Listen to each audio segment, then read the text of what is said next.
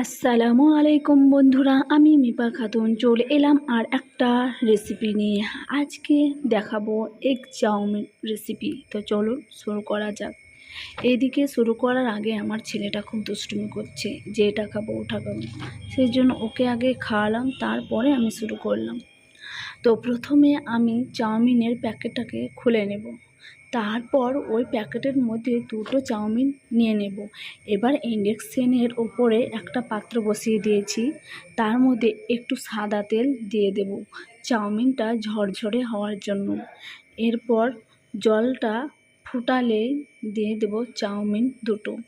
একটা কাঁটা চামচ দিয়ে দেখব সিদ্ধ হয়েছে কিনা। সিদ্ধ হয়ে গেলে চাউমিনটা ছেঁকে নেব, জলটা ভালোভাবে ঝরে যাবে। তারপরে তো চাউমিনটা এদিকে ঝরাতে দিলাম যেন ভালোভাবে ঝরে যায়। আর এদিকে একটা গ্যাসের মধ্যে কড়াই বসিয়ে দিয়েছি, তার মধ্যে একটু সরিষার তেল দিয়ে দিলাম। আপনারা না চাইলে সাদা তেলও দিতে পারেন। ওই তেলের মধ্যে দুটো ডিম ভেজে নেব ভালোভাবে, নেড়ে চেড়ে ভেজে। যেটা মেন হচ্ছে ডিমের মধ্যে লবণ দিয়ে দিতে হবে। লবণ দিলে ডিমটা ভালো লাগবে খেতে। লবণটা দিয়ে দিলাম, তারপরে আবার ওটাকে ভালোভাবে ভেজে নেব, ছোট ছোট করে নিয়ে নেব। যে যেমন চাইবেন সে তেমন করবেন, আমাকে এটাই ভালো লাগে সেই জন্য এরকমই করলাম।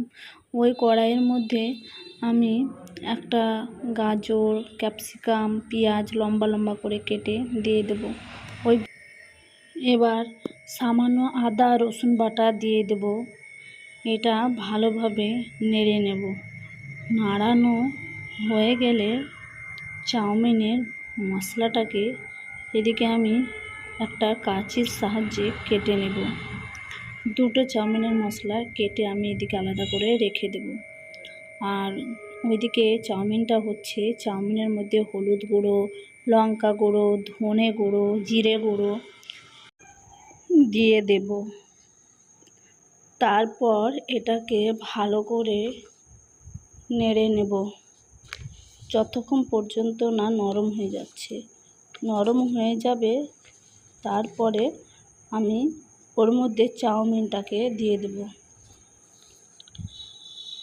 আর আপনারা বুঝতে পারবেন যে কেমন হয়েছে যখন সিদ্ধ হয়ে যাবে তখন করে, তাহলে চাউমিনটা দিয়ে দিতে হবে। আর চাউমিনটা আগে থেকে যে ঝরঝরে করে রেখেছিলাম ওটা একটুকু ছাড়িয়ে ছাড়িয়ে দিতে হবে, যেন একটা একটা করে থাকে, গায়ে যেন না লেগে যায় যার একটা। তো ভালো লাগবে খেতে আর দেখতেও ভালো লাগবে। তো এরকমভাবে এবার চাউমিনের ওপরে আমি সামান্য লবণ ছিটিয়ে দেবো।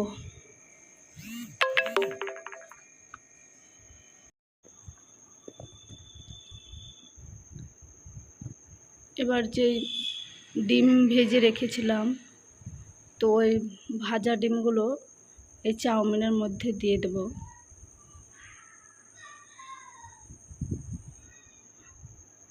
দিয়ে আমি আরও আরেকবার ভালোভাবে নেড়ে নেব। তারপরে আমি এটাকে নামিয়ে নেব। এবার চাউমিনটাকে আমি ভালোভাবে সাজিয়ে নেব। তো সাজানোর জন্য দুটো প্লেট নিয়েছি, ওই প্লেটে দিয়ে দেবো চাউমিন। তো চাউমিনের ওপরে টমেটো কেচাপ দিয়ে দেবো। এবার আমার চাউমিনটা রেডি।